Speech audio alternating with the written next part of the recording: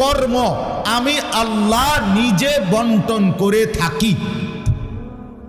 এটা কোরআনের আয়াত। আল্লাহ বলছে আমি বন্টন করি, আমি বন্টন করি, নাইলে কেউর পক্ষে সম্ভব না। আল্লাহ এই প্রখর রৌদ্রের মধ্যে কেউ কাজ করে, প্রচন্ড আগুনের মধ্যে কেউ কাজ করে। সিমেন্ট ফ্যাক্টরিতে গিয়ে দেখেন, রড ফ্যাক্টরিতে গিয়ে দেখেন। আমি একবার চুন ফ্যাক্টরিতে গেছি, চুন বানায় যে, ওইখানে দেখছি ছাতক সিলেট, এই যে মানুষে পানের লগে চুন খায় যে, এটি আল্লাহু আকবার, আমার কাছে মনে হচ্ছে এটা একটা জাহান্নামের টুকরা। আগুন কাকে বলে? এত তীব্র প্রখর আগুন। ওইখানে মনে করেন ওই বিল্ডিংটা আমার এখান থেকে মানে গরমের হাট লাগতেছে, আমি পারতেছি না আগাইতে, অথচ ওইখানে দাঁড়াইয়া দেখছি কর্মচারীরা